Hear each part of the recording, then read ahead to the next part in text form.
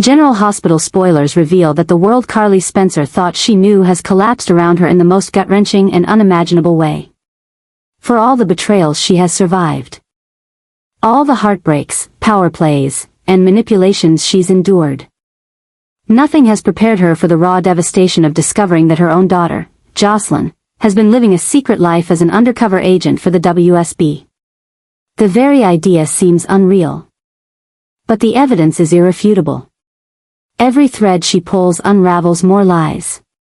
The realization that Jocelyn has been operating under the WSB's command, trained, groomed, and deployed while Carly remained completely in the dark, becomes the catalyst for the most violent emotional storm of her life. Carly has always prided herself on being fiercely protective. Almost obsessively so. Her children were her compass, her strength, and the source of every decision she made.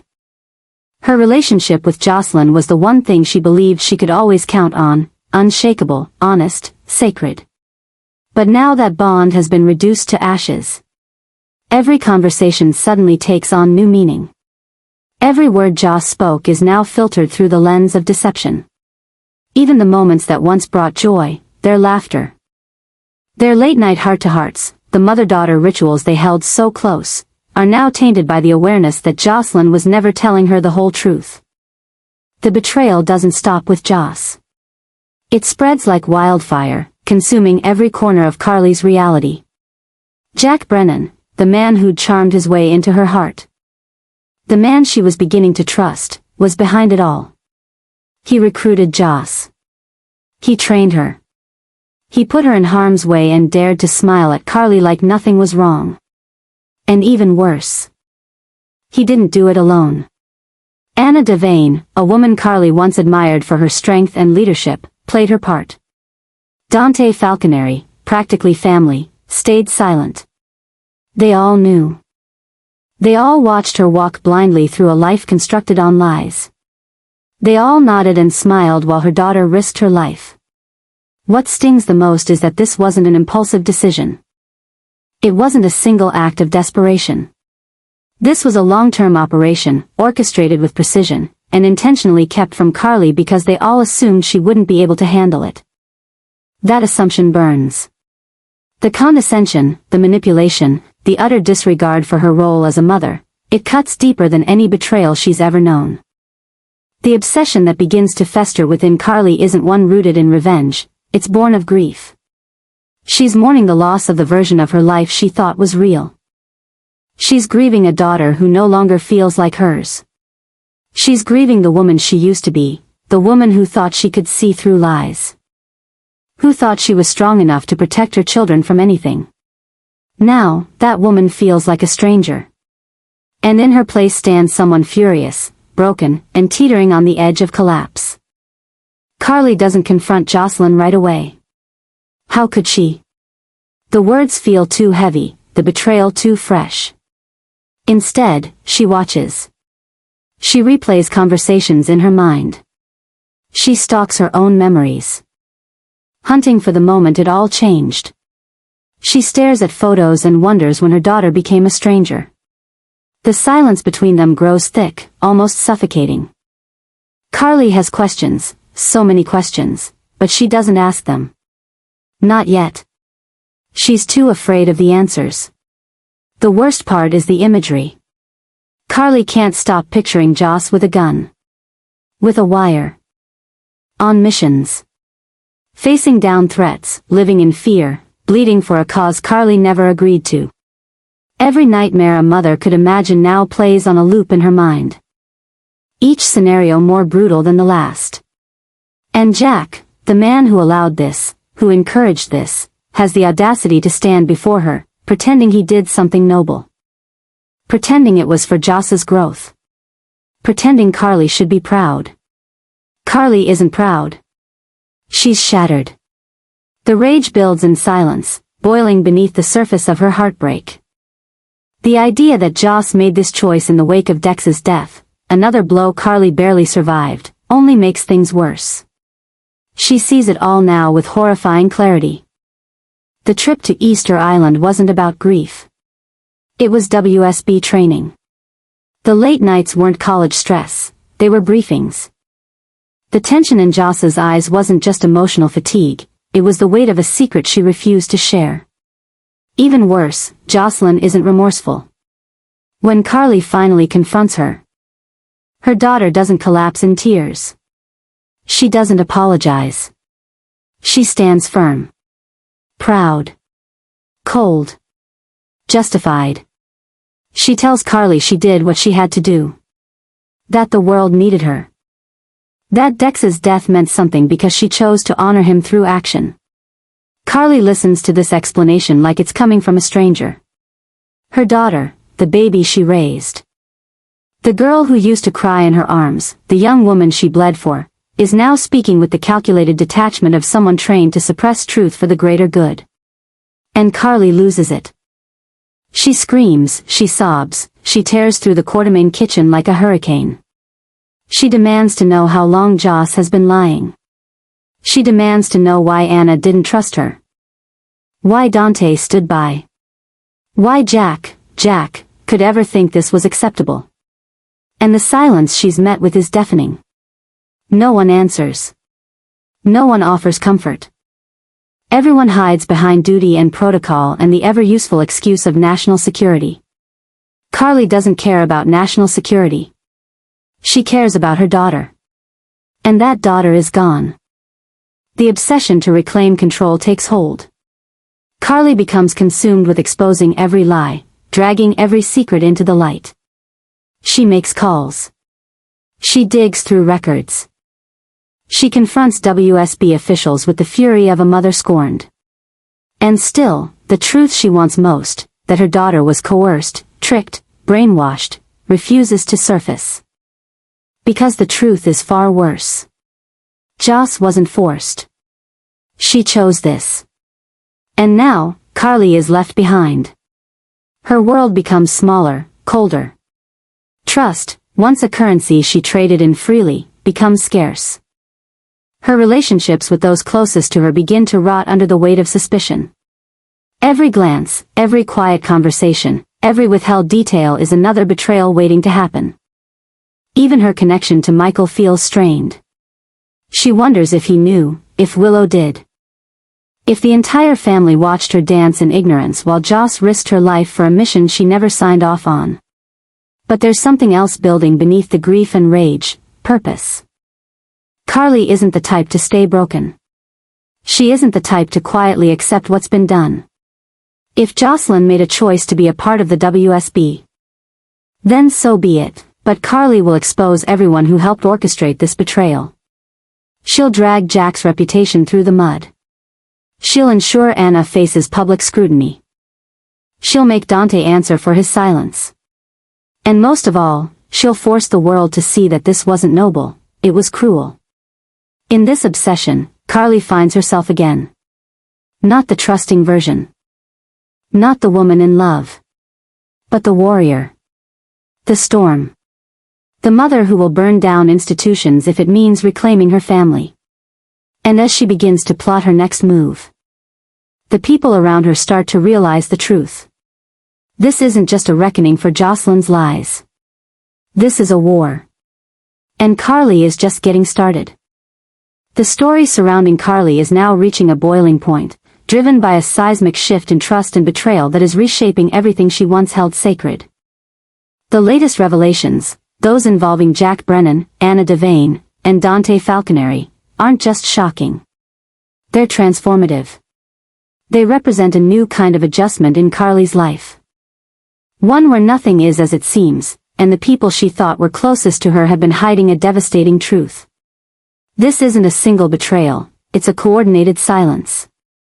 A strategic omission that has left Carly emotionally gutted. And the consequences of that silence are now erupting into one of the most explosive confrontations Port Charles has seen in years. Carly. A woman who has built her life on loyalty, instinct, and control, is now left reeling.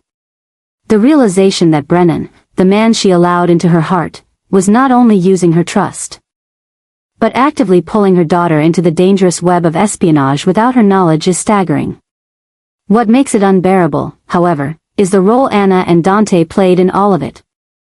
Two people she considered allies. Two people who knew exactly what was happening and said nothing. It wasn't just the betrayal of a lover.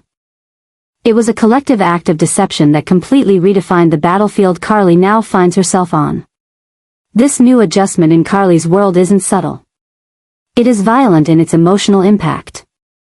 It unearths a new understanding of how easily control can be taken from someone, even someone like her.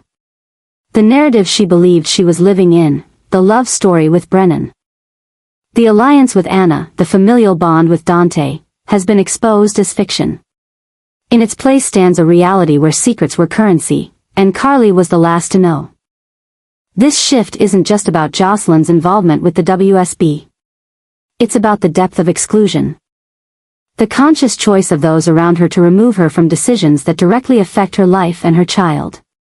What follows for Carly is not just emotional shock, it is psychological devastation. Her mind races with possibilities. How long had Brennan been planning this? Did he ever truly care for her? Or was their entire relationship a strategic move to keep her placated while he pulled Jocelyn into federal operations? Did Anna view her as unworthy of trust? Or simply too emotional to handle the truth? Did Dante ever pause to consider what this would do to her, or was his loyalty to the badge stronger than the years he spent under Carly's roof? Treated like family? Each of these questions becomes a wound, deepening her isolation and amplifying her fury. Carly is no longer standing in the center of a drama, she's been pushed to its edges. Watching in horror as the people she believed in most dismantle the truth of her world. This isn't just about secrets. It's about power. And in that equation, Carly is discovering that she was never meant to have any. The changes she's experiencing now, the emotional adjustments, the shifts in perception, are consuming her. What once felt like stability has now transformed into a minefield of hidden intentions and silent betrayals. The idea that Brennan manipulated her heart, that Anna betrayed their history, that Dante chose silence over honesty, each piece crashes into the next, creating a new, terrifying picture of how far removed Carly has become from the people she thought she could trust. But with Carly, devastation never sits still. It transforms. It becomes fuel. The more betrayed she feels, the more determined she becomes to take back control, not just over her life, but over the narrative that has been stolen from her. The emotional shock turns into strategic fury. Carly starts asking questions. Not just to Jocelyn, but to the institution itself. She wants records. Names. Orders. She wants to know exactly when these decisions were made and who signed off on removing her from the truth of her own daughter's life. She wants to know what kind of mother Brennan thought she was, that he believed he could put her child in danger and still share her bed. She wants to see Anna face her, not as a colleague in grief, but as a betrayer. She wants to look Dante in the eyes and demand to know why her family meant less to him than his badge. This isn't a shift in storyline, it's a redefinition of Carly as a character. What's unfolding is not just her reaction to betrayal but her transformation in the face of it. She is not just a mother scorned. She is not just a lover left behind. She is a woman who has been robbed of her agency, who now must claw it back in a world built to keep her powerless. And that, more than anything, is what's about to explode. Because once Carly fully processes that Brennan, Anna, and Dante did not simply withhold information but actively built a reality around her exclusion, she will not respond with sorrow. She will respond with fire. She will dismantle Brennan's career. She will challenge Anna's leadership. She will fracture every illusion Dante thought he was preserving. The adjustments she's making emotionally are becoming adjustments in how she moves, who she trusts, how she fights, and what she's willing to destroy in the name of reclaiming her truth. This betrayal isn't just personal, it's systemic. And Carly's response will be equally devastating. As her world shifts beneath her feet, as the lies grow louder than the silence, Carly won't crumble. She will rise. She will confront. And she will make everyone who thought they could outmaneuver her wish they hadn't. The change is here. The reckoning is coming. And Carly's fury has only just begun. Laura Wright, the powerhouse actress behind General Hospital's iconic Carly Spencer, is now at the center of one of the most emotional and explosive real-life developments the show has ever faced.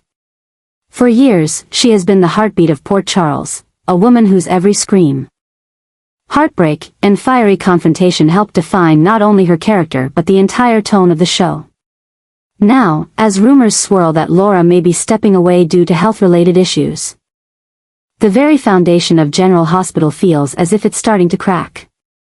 And this isn't just a rumor that comes and goes quietly. This one carries weight, an underlying truth that change is not just coming, but already being written into the story.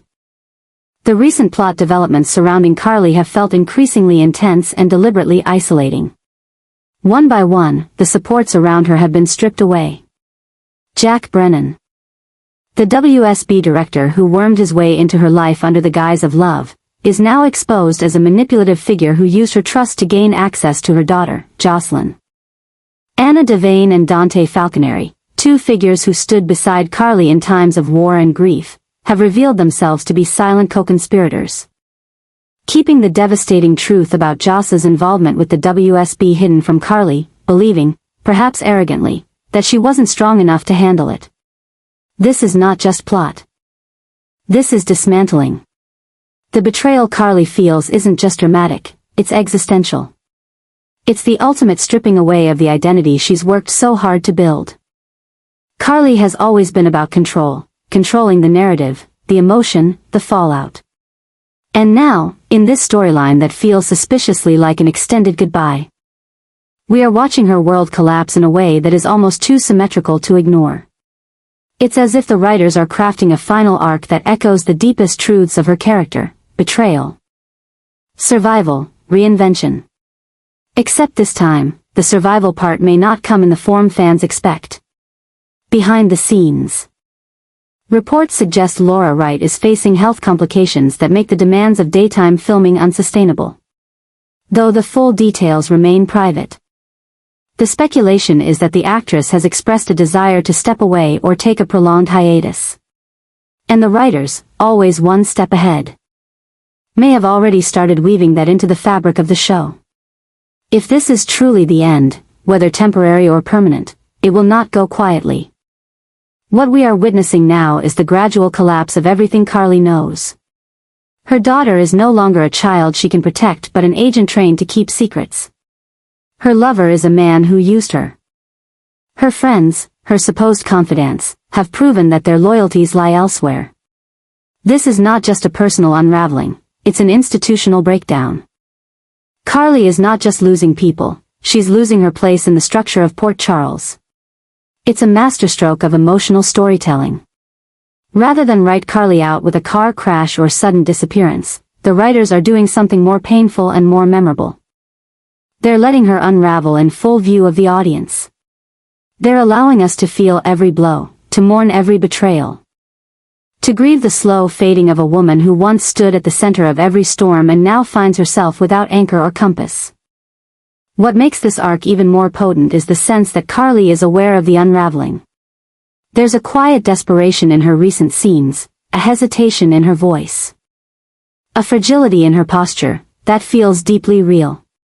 It's as if Laura Wright herself is channeling not just Carly's fictional pain, but her own grief at letting go of a role that has defined her career and her life for nearly 20 years. The boundary between actor and character blurs, and what we get is a raw, soul-bearing performance that feels like a goodbye written in slow motion. Carly's potential exit also creates a massive vacuum in Port Charles. Who fills the space she leaves behind? Who becomes the emotional center of the show? For years, her storylines were the catalyst for others. Her conflicts with Sonny, her fierce defense of her children, her business rivalries, her romantic entanglements, they were the bones on which other characters built their own arcs. With Carly gone, everyone else must adjust. And that adjustment won't come easily. Michael, already fractured from recent revelations, will lose his most trusted ally. Jocelyn, now working undercover and burdened with guilt, may be haunted by the knowledge that her mother's departure was triggered by secrets she chose to keep. Sonny, no matter how distant his relationship with Carly has become, will feel the loss like a missing limb. Even characters like Nina, Ava, and Olivia, longtime frenemies and foils, will be forced to reckon with the absence of the woman who has defined their conflicts for years. Fans, too, are already mourning. Social media is flooded with posts celebrating Carly's greatest moments, her takedowns of Nina, her courtroom battles, her impossible comebacks from heartbreak. Viewers who have loved her and hated her now find themselves united by one truth: Port Charles will never be the same without Carly Spencer. But perhaps the most profound impact is philosophical. Carly's story has always been about the illusion of control. About fighting like hell to preserve family, identity, and truth in a world that constantly shifts the rules. Her exit, if it comes, will be the ultimate surrender. Not to weakness, but to evolution. A woman who once built empires now walks away, not because she's defeated, but because the war is no longer hers to fight. Whether the writers choose to send Carly off to begin a new life elsewhere, leave the door open for a future return, or close the chapter entirely with one last act of self-sacrifice, one thing is certain: her exit will be one of the most emotionally charged moments in GH history. If this is the end of Laura Wright's journey as Carly Spencer, it is a farewell wrapped in complexity, heartbreak, and grace. A farewell that doesn't rely on melodrama but instead on truth. A farewell that reflects the real-life challenges of health, aging, and the changing demands of a show that must carry on even as its brightest stars dim. And yet, there is still one burning question that remains unanswered: will Carly go out in a blaze of fire, or quietly walk into the shadows with her dignity intact? Whatever the answer, fans will watch, grieve, and remember. Because when Carly leaves, a piece of Port Charles leaves with her. And that is a truth that no twist or recast can ever undo.